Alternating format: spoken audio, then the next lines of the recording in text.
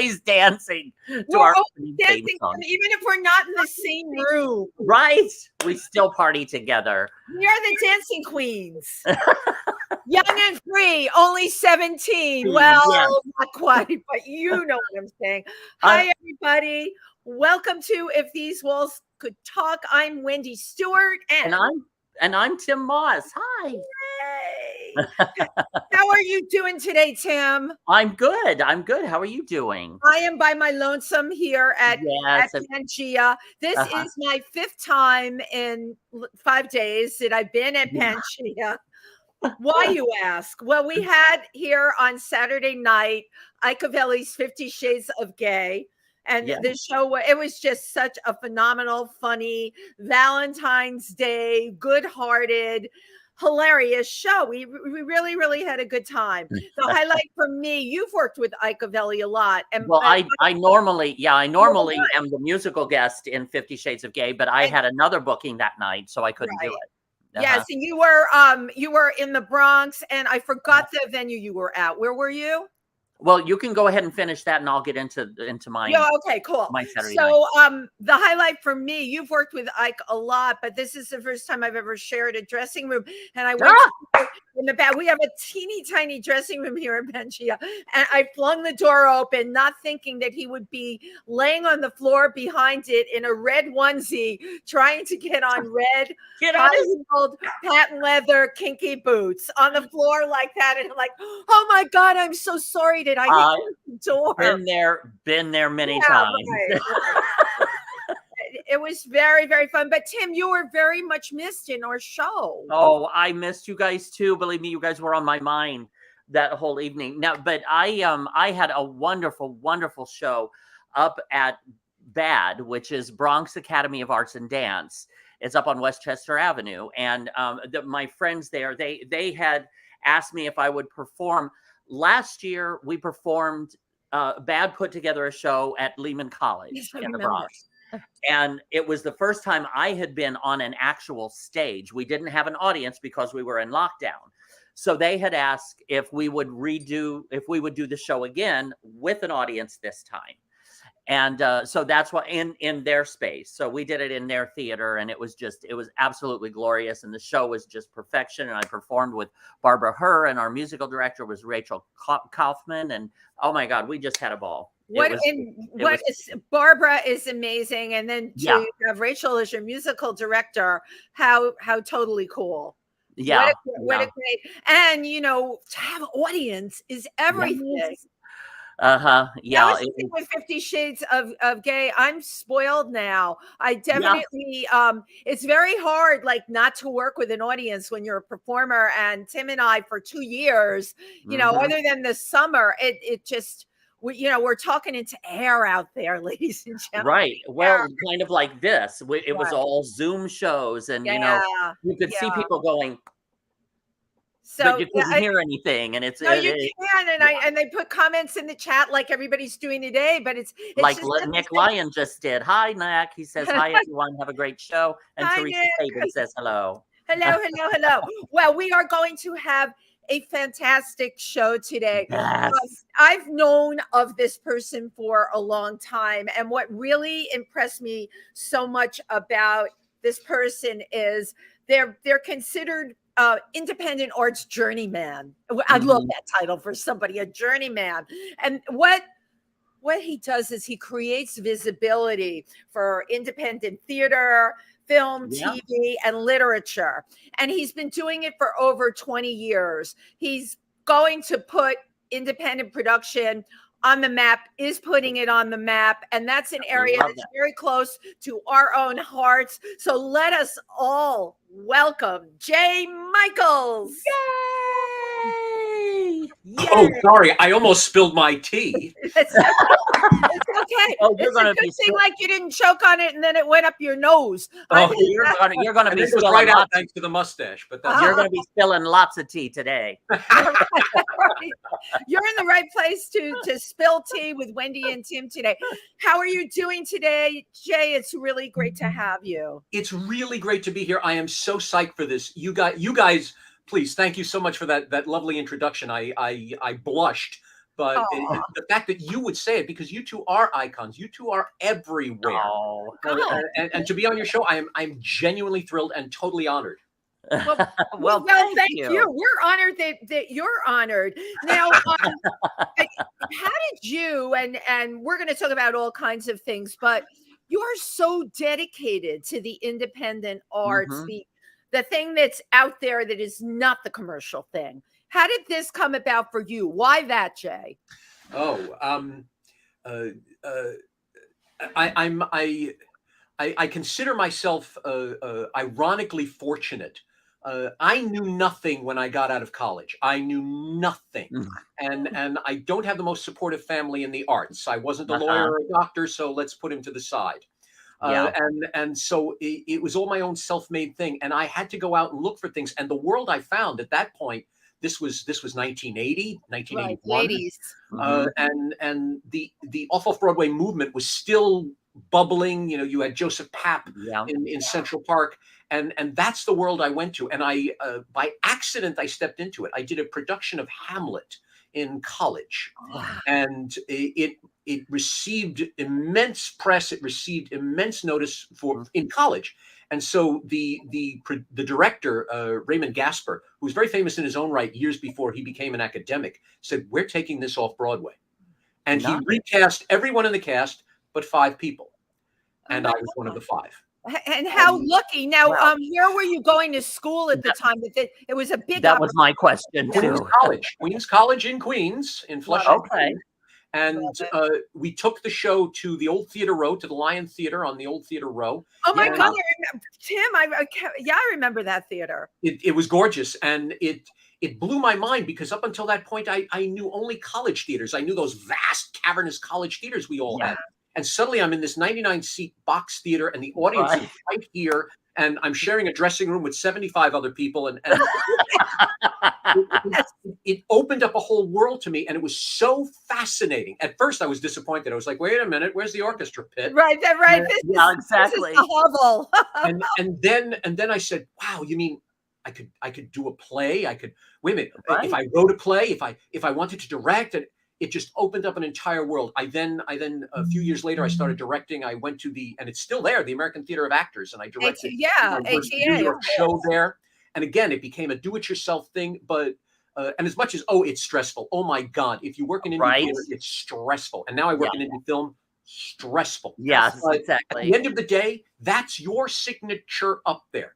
You did every bit of it, and it's now years later, and I have to tell you, I still get a high from seeing, okay, this from the moment it's on a page somewhere to up there, it's all ours. It's all our problem. Right. And that thrill has just kept me. So I've just done it in one form or another ever since. It keeps you on edge too. It's the responsibility of it. And Tim, you know this, we all know this, when we're all working together, collaborating on something that you have input in, it really does become your baby. Completely.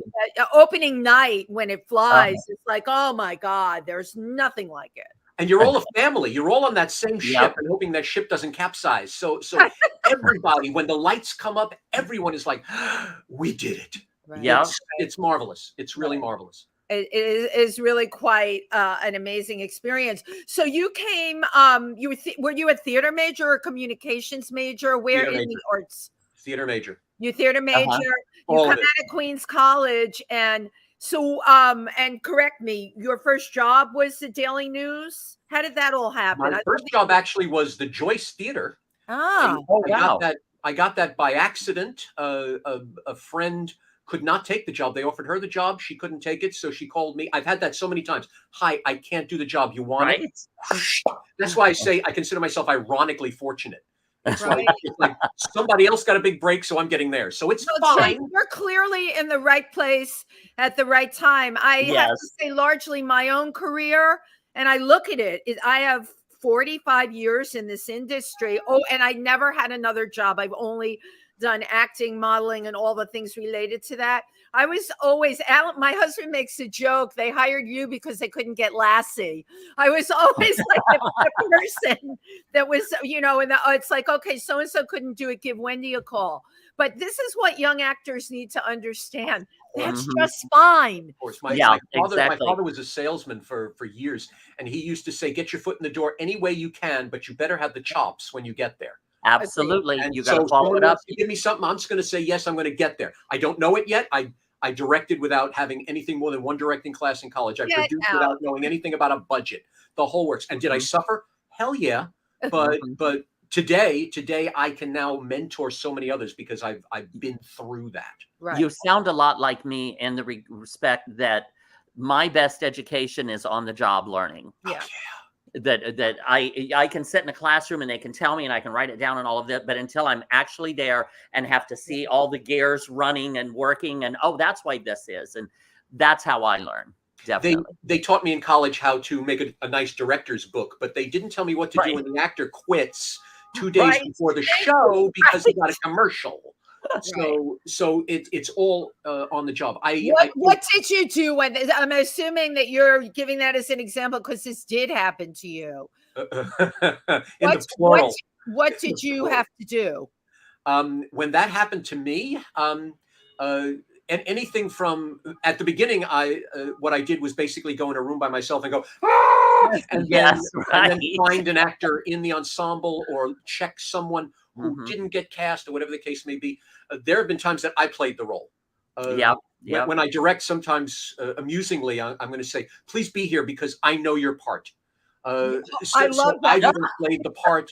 And then eventually you get smart. Then you have your understudies. Then you Mhm. Right. pad your cast a little bit so that if one can't do it, another can. There's always Right. that one extra ensemble. There's that always that you break up a role into two people just in case. There Right. were Mhm. so many different precautions to it. Well, So many. case in point, our friend Jed Ryan, who just came out with his mockumentary. What is it called again? It constantly flies out. Modest Male male exposure. exposure. There Thank you you go. so much, Tim.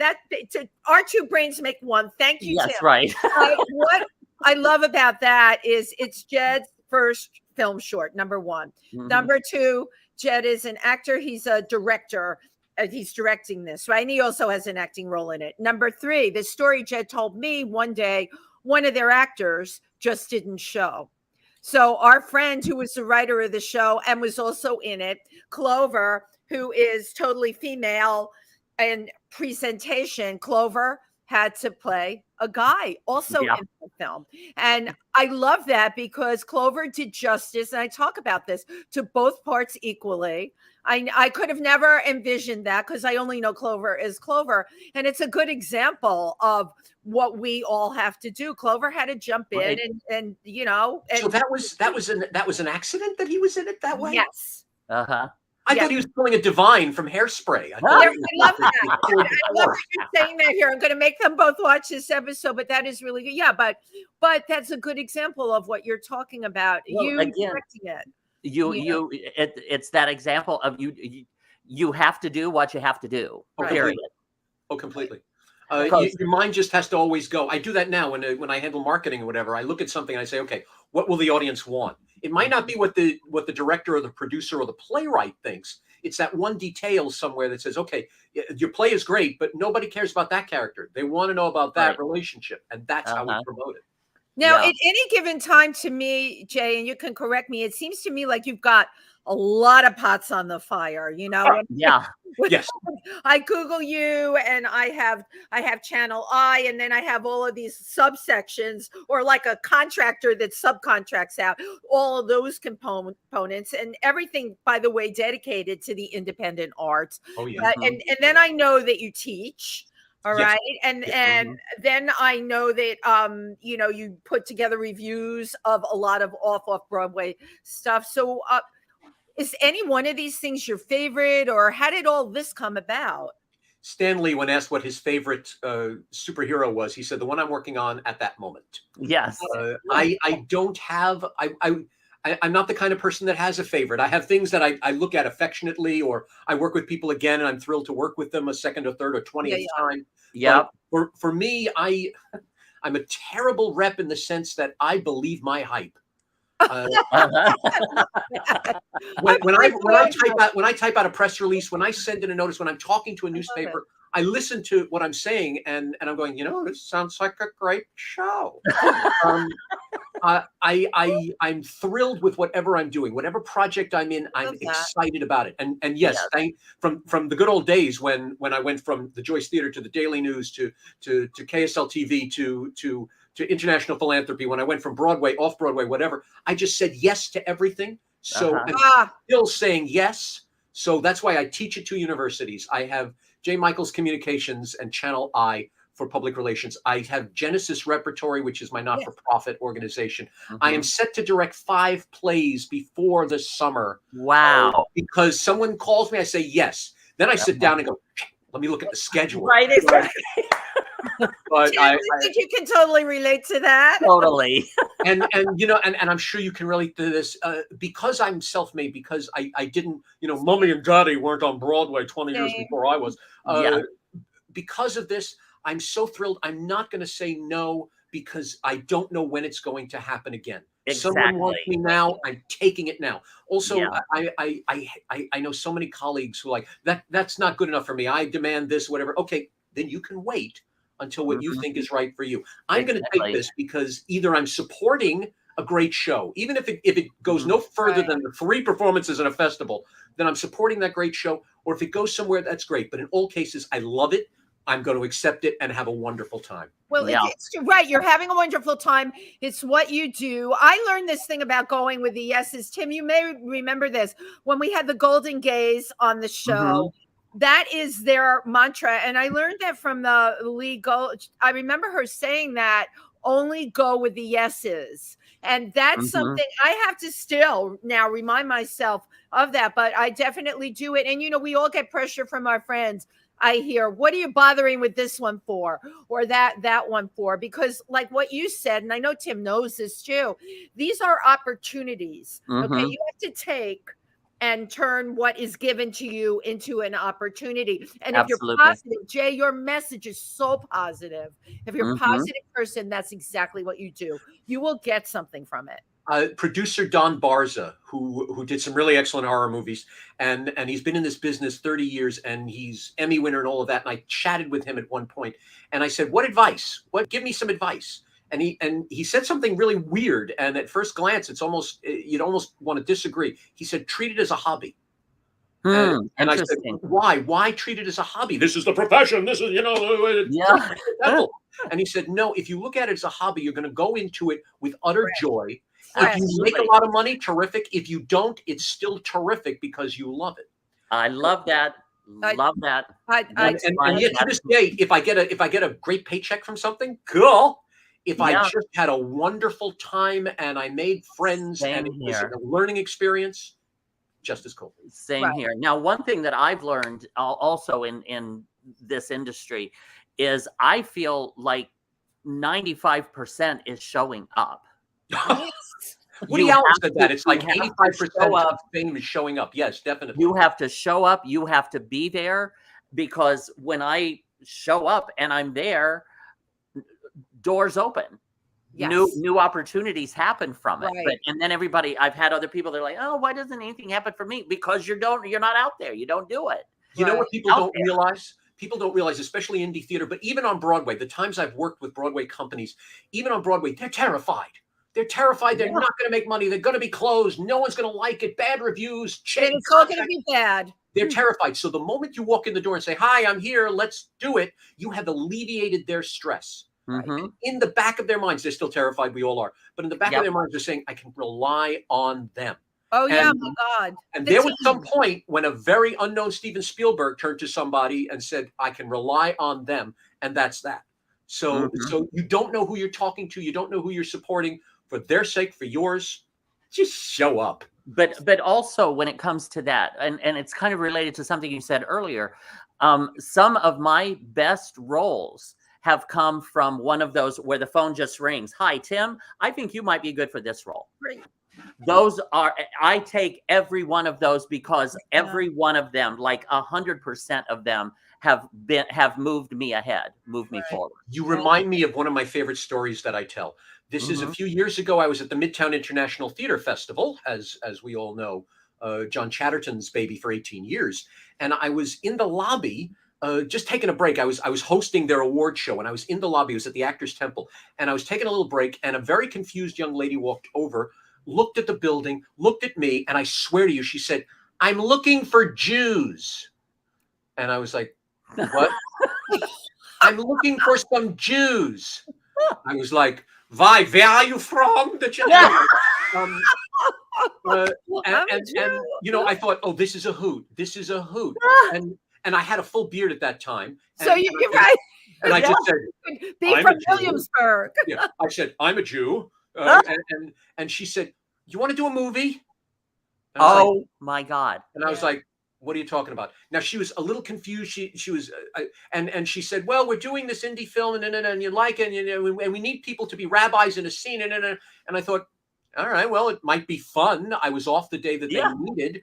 I might as well give it a shot. What's the harm? Okay, I'll have a photo, and I could tell people I was in an indie film. Thought nothing of it. Combed out the beard. Went to shoot, to find out it's Gabriel Bologna's major motion picture, Tango Shalom, which just opened in theaters. Tim, you went to the And opening. they usher me into the full dressing room. There's Renee Taylor. There's Joe Bologna. I'm sitting there. They're combing me out and saying, "Okay, in this scene," and then even better, I walk into the scene. Now I was going to be in the background, and again, this comes from showing up. I was going to be in the background, and at one point, Gabriel Bologna was frustrated. He said, "Anyone know Yiddish?" And most of the extra rabbis there were like bikers who just had beards. Right, exactly. But I was like, "Wusstest du? A bissel Yiddish fin my Bobbe and mein Zede, nicht gefällig." And he went, "Okay." He then put me in the front. I'm now sitting next to the lead rabbi in the scene, and they're filming this whole thing. I now have dialogue. I'm in the trailer, for heaven's sake. Get out. Okay, that's talking about it, taking an opportunity. That's showing up. Exactly. That's what it was. Someone walked in and said, "Got any Jews?" And I said, "Shalom." And the rest became a major motion picture. That's why if someone says, "Can you do it?" you say yes. Absolutely. Just say yes. That's it. Okay, so then I have a question for you. That was really pretty good Yiddish. My mother-in-law spoke Yiddish. How is it you can speak such? You weren't faking that Yiddish, Jay. How do you know such great Yiddish? I don't. I fake it just in the sense I can speak a little of it. I don't understand it anymore. It's been many years. My mother. But it got you in the front row next to the lead rabbi. Well, there you go. That's all I needed. There are many stories where Yiddish has saved my life, but that's another story. But I knew enough that he could do that. But my mother, my mother was a Holocaust. My mother is a Holocaust survivor. Wow.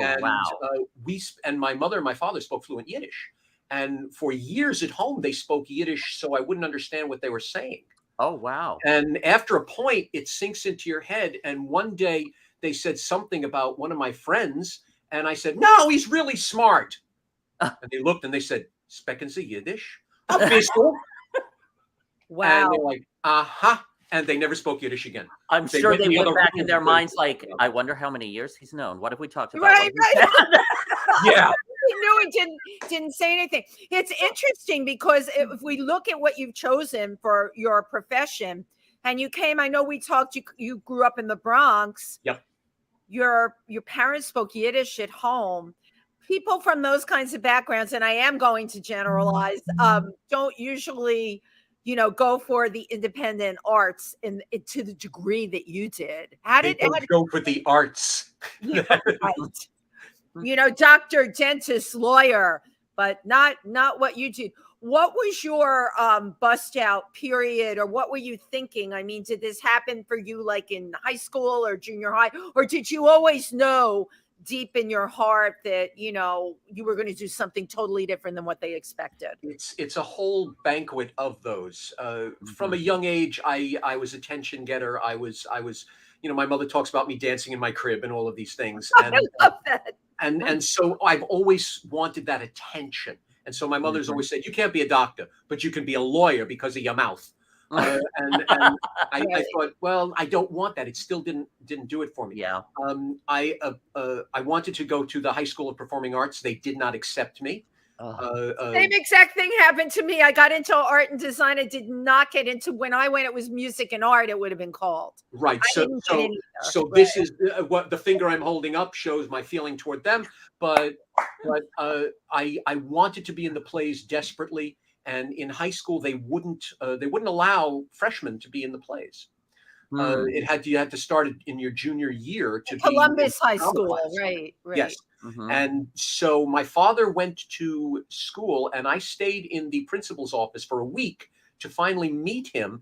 And my father said, "Could you please put him in the drama classes? He's a freshman, but he wants to do this.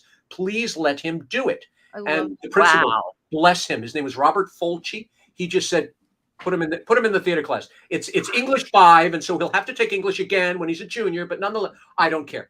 I was in there. I got in the plays. Wow. There were 2 directors there. There was Nina Pakula and Jonathan DeZick. I'm still in touch with Jonathan DeZick. He's a musical director. We've worked together at Lincoln Center and so many other places. Oh, wow. And you're still in touch with him from high school?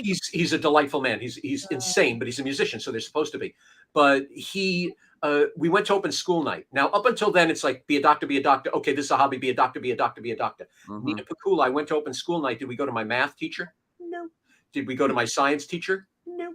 I sent my father over to Nina so she could talk about my work in Bye Bye Birdie, the first play that I was ever in. Oh my God, I love that show. Wow. I adore it. I adore it to this day. I still remember my lines. But and she looked my father in the eye and said, "I don't tell parents this because it's a terrible profession." She tried herself before being a teacher, blah, blah, blah. And she said, "I don't tell people this because it's a terrible profession. There's heartache, there's misery and whatever." And I thought, oh, great. She's going to, oh, God. And then she looked me in the eye, then looked back at him and said, "But your son has talent. Please keep him in the arts." Wow. I can't tell you at that moment, no one gave me any positive reinforcement at all. My father, if he didn't take me to the principal's office, I was going to pound on the floor like a 4-year-old until I did.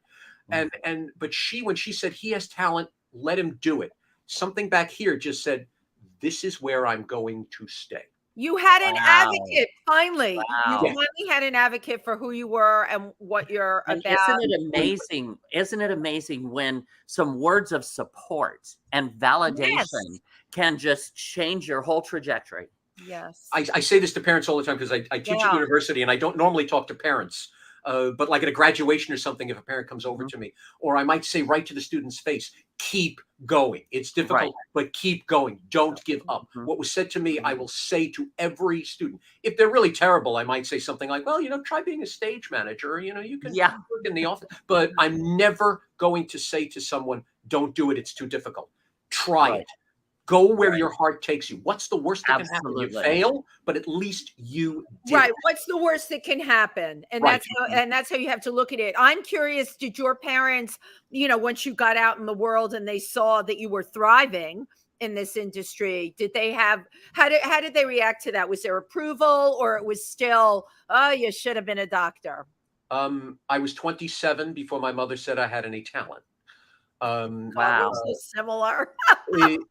It was, I don't know, there's the shanda, there's the, you get the malocchio if you say something good. So I don't know whether they didn't want to give me, encouragement, thinking that they're giving me a kinahara. There would be a kinahara. Thank you. There it is. The kinahara. I'm only half Jewish, but the half that is knows all this stuff.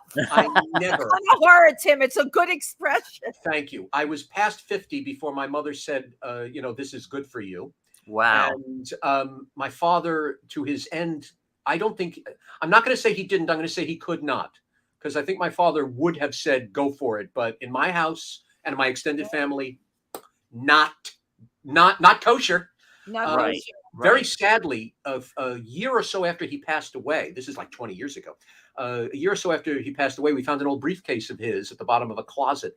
And in it was a scrapbook of all my plays. Okay, are you going to make me cry? Wow. Clippings, the whole works. He couldn't say a word about it, but he followed, even when I was out of the house and whatever, working regionally, whatever, and he followed my career. I love that. And I'm saddened that they couldn't say it to me, that he couldn't say it to me. And my mother, till I was 50, couldn't say it to me. But but it was so moving that, okay, at least he supported. Jay, that is a very valuable story. I hope you share it with your students. All the time. Because there's many of us, my background included, I never got the accolades or the support. Me neither. My husband was 150% behind my back from the time we met many, many years ago.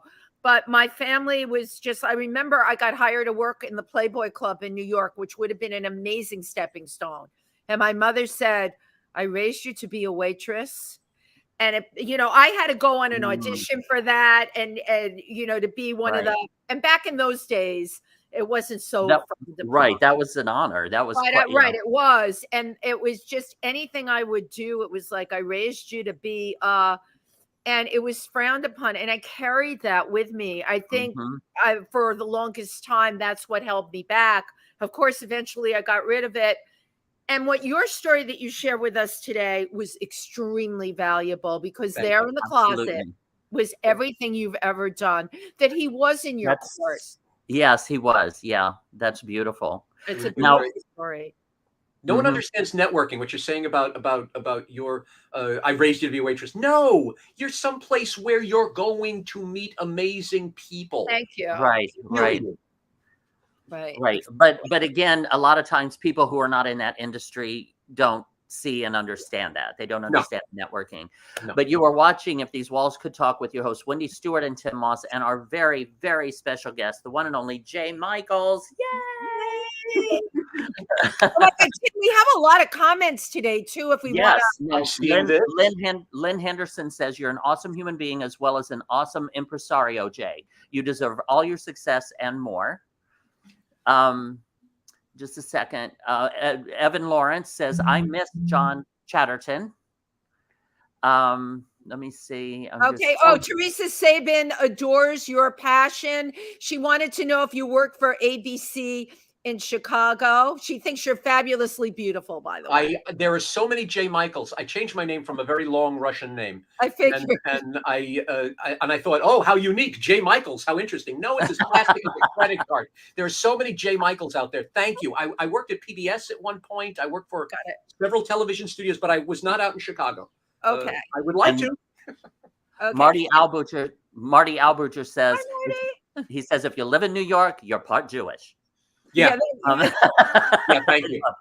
There you go. And I'm happy B. Claudia tuned in. She's all the way in Germany. Her son is in the theatrical arts over there. And I wish I knew more about what he did. I'm happy to see her on here today. Yeah, listen, it's all about our conversation. Yes. And also our dear friends, Jimmy Starr and Ron Russell, also in PR, said, great show. They're loving it. They're absolutely loving it. So, Jay, your background in promotion and public relations, what do you think is special about that allows you to really work with artists? What can you bring to the party as far as the independent artists go with that? The thing I say to every artist when they call me and say, I have a play, my first thing that I say is, oh, you do? Wow, you're unique. But the first thing I say is, before I was me, I was you. People who enter the public relations field to be public relations people, that's their job. There's obviously the level of expertise, but this is how far it goes. Right. I've spent I obviously while I was producing, directing, acting, I had a day job. And when I got really too tired of climbing ladders and begging for money for my plays and thought I'm going to transition out of it, I turned around and looked at my day job career, which included working promotion, public relations, serving as a reporter, as a producer for the Daily News, for the Joyce Theater, for KSL TV, for an independent philanthropy. I've worked national tours. I was a marketing person on Cats. I was involved in Nathan Lane's Guys and Dolls and Damn Yankees. I had this huge thing. I thought, you know what? I'm going to do this, and I'm going to do it for the people that I was back in the 80s. Because no one, the newspapers don't care. Right. But I have all these techniques that I've gotten from when I worked in this business, and now I'm going to give it to the people that don't get it. So that's why I'm really dedicated to the indie artist. And like I say, I was them. So when they tell me I don't have a lot of money, okay, let's see what we can do for what you have, because I know that $50 you got, I know how long it took for you to get that $50. Oh my God, I'm loving this conversation. Right. You know, you can walk in their shoes. I also believe that we cannot play in the same sandbox as the Broadway shows. Bingo. They have hundreds of thousands of dollars. They can put a full ad in the Times for a week and people will see it.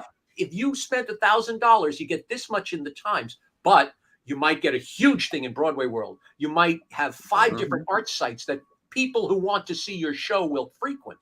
The people who see this, they're going to the Metropolitan Opera. The people who see the ad in Arts Independent, in Review Fix, they're coming to your show. So I do a whole different kind of campaign with them for people who will see your work. I love it. Right. Yes. Oh, no, continue. I work, there's a new social media site called Slasher. And of course. It talks about horror films, and it's exclusively horror films. And the thing that I spoke to their founder about is that he says, when you go to Facebook, when you go to these things, you have to scroll to see what you want. You have to go all the way to see what's yours. You have to find that group. His is all horror film. Yeah. And what so I call one-stop shopping. It's exactly. One-stop. That's what I tell my clients. Okay, I'm going to call the Times. I'm going to give them every angle of your play. I'm going to call the news and remind them that I worked there for a cheap rate for years. I used to work there. And sometimes they have. But I'm going to call Arts Independent. I'm going to call Theater is Easy. I'm going to call Review Fix. I'm going to call them, and they're going to give you a full article. Let your company be interviewed. Let everyone see your work, so those that care can see the most about it, not just the first 12 words that you can afford. Well, so, one of the things that I have, this might take me a minute to explain, but like we got all Broadway, the time in the world. Like Broadway, for example, there seems to be a tier factor. Broadway, which is money, period. Art, fuck the art, forget the art. Years ago, honestly, in my opinion, every now and then, Hadestown, Evan Hansen, some will pop some through. girl will come through. But they're more concerned with how can we fill this house with tourists and make money. So let's take, let's take some famous movie, throw some songs into it and call it a musical because people know that movie. Right. So then they're going to come and we're calling it a musical. That's a sideshow at Disney World, firstly. Well, that's indicative. You know, when you look at the original musicals, they were all based on novels and short stories and things like that. We have The Music Man on Broadway, and that's basically Meredith autobiography set to music. So, and the culture that we have now, we don't read. So let's go to a movie. Right. And my point is, when I really noticed this was Cinderella on Broadway, musical, fun, frivolous show. All of a sudden, they put Nene Leakes in. Nene Leakes, who was from she was a housewife of Atlanta. I mean, good for her. She got a Broadway credit. I remember when she went in. She has never acted on stage. She has never been in a musical. She has never performed. She had never done any of this, but because she would be good for ticket sales, she gets a leading role in a Broadway show, which knocks off like some young actress that has been working her ass off for years, studying for years, deserves this role, gets knocked back down to off-Broadway. And then somebody who's worked their way up to off-Broadway gets knocked back down to It's the domino theory.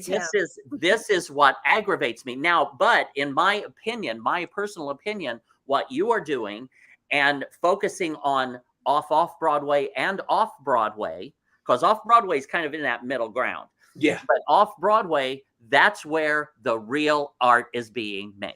Then it's still art. Then it's still art. You know, I'm going. I don't say off and off Broadway unless I have to, unless I'm talking contracts, because as far as I'm concerned, it's a derogatory term. It's like saying this is great, this is almost great, this is not great. It's like an also ran. For me, it's independent theater, or I'll say a contract production or something like that. Because otherwise, we're saying you can't get this, you can get this. No, it's not off. It's independent art. Yes, yes. I completely agree with you. And you know, and that's where the real stories and the real creativity and the Agreed. real things are being bred and incubated. So I've got a question for both of you then. With the onset of the blow up, even the major TV industry now, we're moving into streaming, right? Oh, it's More platforms, more components to things. How do you both feel in terms of, and I'll say it off-Broadway, or those independent productions? Now, are the scales not changing? That the commercial thing may go down here and the independent arts may come up here. What do you think about that? Tim, you want to go first? Nope, go right ahead. Oh, okay. When the pandemic first hit and we were all in absolute terror of the zombie apocalypse, Oh my God. there was a telethon. I amusingly call it a telethon from the Actors Fund, where they were talking about raising money for the Broadway actors at that point. And I remember it was on Zoom, and they went into people's houses, and the Zoom hookup was odd. The mics didn't work, and Rosie O'Donnell couldn't be seen at one point.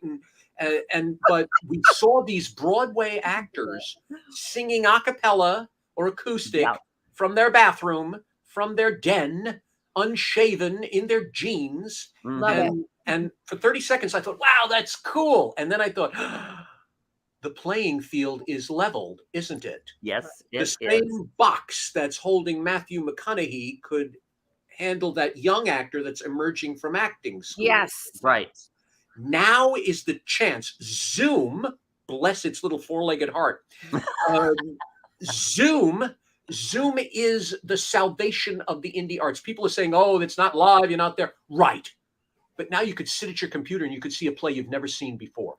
Now you can watch, as a group of actors get together around the world. I did 2 readings, and one of the readings had someone from Ireland in it, and I was able to work with him. And yes, it was midnight where we went for him, but nonetheless, we got amazing talent together, and the audience could just, with one click, see new works, see classic works for free for a small, send to Venmo kind of thing. And now everyone was equal. Right. The smart independent actor needs to grab hold of this and keep it. We are never going back to live theater the same way. I get so angry when I say that. Is true. There's always going to be a virtual component, an immersive component.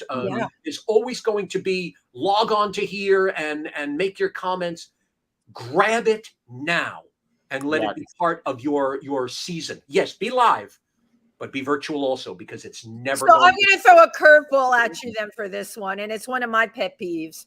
Our unions, SAG, AFTRA, and Equity, were based on an old business model. Yeah. How do you all think they have to change going forward? Because, I can tell you, actors like myself are losing out on major things because of it. What are we supposed to do? I will let you field this one too, Jay. I'd like to know your perspective on that, because you work with independent film. What are we supposed to do? At the dawn of the automobile, there was someone who was making a lot of money selling buggy whips. And the moment the automobile came in, they were gone. Right. Great analogy. The unions are being stern in many cases, and they're going to be, because that's their job. They have these members. Admittedly, only 14% of their members are working, but let's put that aside. I think it may actually be less than that. And I totally appreciate what they do with contracts and all of that. Completely. I'm enamored with I'm a member of many unions, so I understand, I support, but the century turns. And there's going to come a time. I remember there was a time when video alone had to be discussed amongst SAG and AFTRA. So it will change. It must. It has to, change. So whether it takes a day, a week, a month, a year, at some point, each union is going to say, okay, let's fix this. And they have to. That's that. We just have to push them to do it sooner. Now this evolution, I agree, is affording a lot of opportunities for independents. Recently, we had Charles Bush on our show. Great. I absolutely love him. Great. And he started out in small theaters down in the East Village and worked his way up to Broadway, his shows. And and he does film and produces his own and stars in his own. It's the industry, I don't know, in many ways has made something like that easier, but it's also made it more difficult. Like to break, like we were saying, break that Broadway block, that cement block that they seem to have themselves in. I think Broadway's cement block is eventually going to crumble because from the other side. Yes, it used to be, oh, I want to be on Broadway. I want to be on Broadway. How can I get there? How can I get there? I stood on many an equity call in my younger days. I have so many friends who said, oh, I have a friend who's doing this, so I'm going to try to get in and I'm going to send my resume. And okay, whatever. But I think it's going to suddenly turn. I think your audience is eventually going to say $900. No. And they're going to look at another. How it's so expensive. So expensive. That came down to at some point because there were scalpers that were selling rare tickets, and eventually the organizations just said, well, if they're going to get 900, we want 900, and it just right, exactly.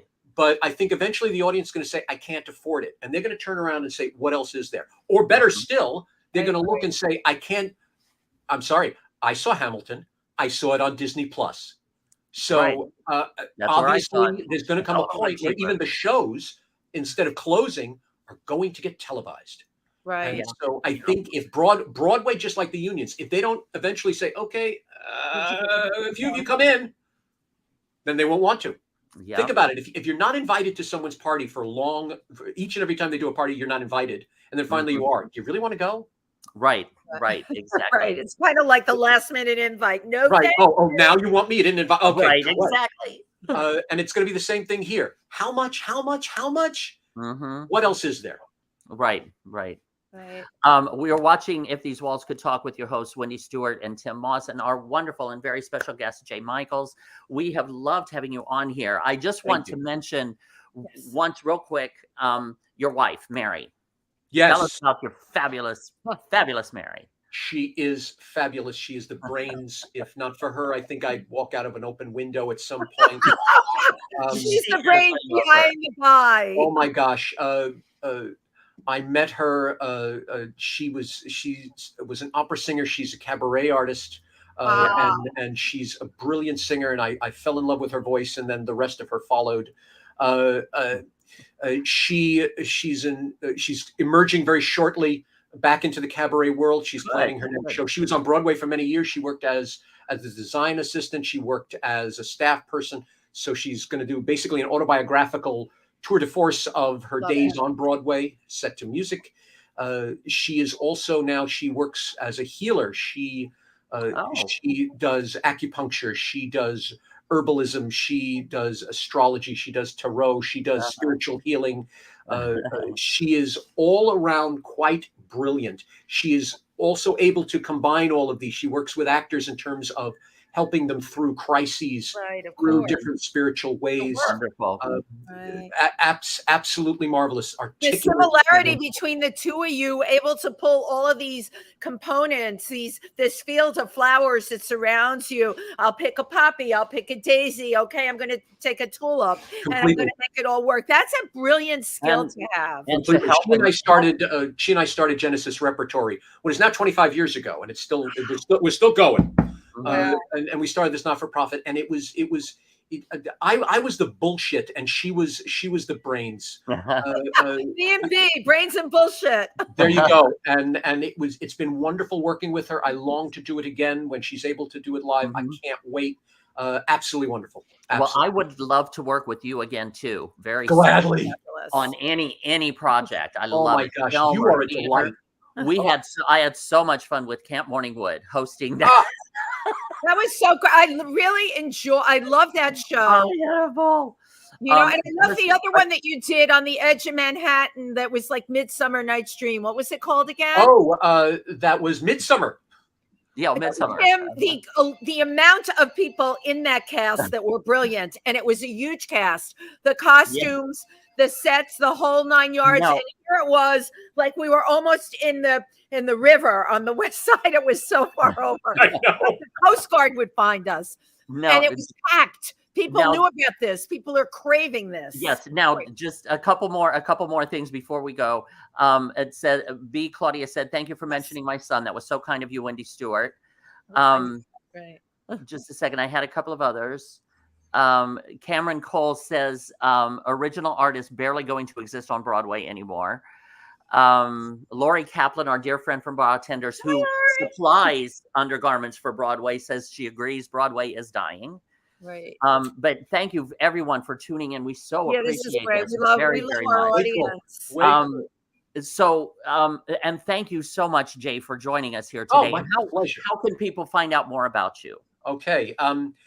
You can find me. My website is jmichaelsarts.com. That has everything up there. I deal a lot in genre films also. So my horror film friends out there, you'll learn all about. I'm part of 2 film festivals right now. Boston Sci-Fi opens today. And, nice. And we are celebrating the 125th anniversary of the printing of the novel Dracula. Next month. Out! I love learning this. We are. It's called Dracfest, and it's a film festival of new vampire films. That's going to be in Arizona. Because you can never have too many vampire films. Never. Oh, I love my vampires. I love my vampires. And so you could see there. On my website there are links to 10 different art sites that I support, so you can learn about my clients and the shows I'm working with. I shamelessly promote myself all over the place on Facebook. You can get me at J. Michaels on Facebook or J. Michaels Communications on Facebook. There's Channel I on YouTube. It's JMC Channel I, because there was already a Channel I, so I had to get clever. And that has interviews right now, nearly 200 independent artists, film, TV, movies, stage. We sat and chatted with them. We have a wonderful time with that. It's not as fancy as this here. It's just sort of like actually, I think I was on there. Yes, you were. You were on my original podcast. Great. Actually, I'm going to have you both on the show also. Like for real? Like, are we going to be in the flesh? Oh yes. Tim and I love that. In the flesh. Yeah. What a good idea. Oh, you've given me an idea. Good. But there's all sorts of places you got to type in. If you do a Google search on me, you got to do J. Michaels, and then theater or J. Michaels Communications, because there's so many freaking J. Michaels out there. It disgusts me. But there's so many ways of finding me. Love to hear from people. Love to talk to people. Fabulous. So many things. And tell me about your shows. Send me emails, ladies and gentlemen, about your shows. Love to find out more about them and give them a shout out. Love it. Oh my God, J. Michaels, I just love and adore you. Thank you so very much. Thank you. You two are fabulous. Thank you so much. Glad to be here. For all you do, for everyone. Yeah. Thank you. Thank you. Same to All you. right. Back at you. See y'all next week, everybody. Yay!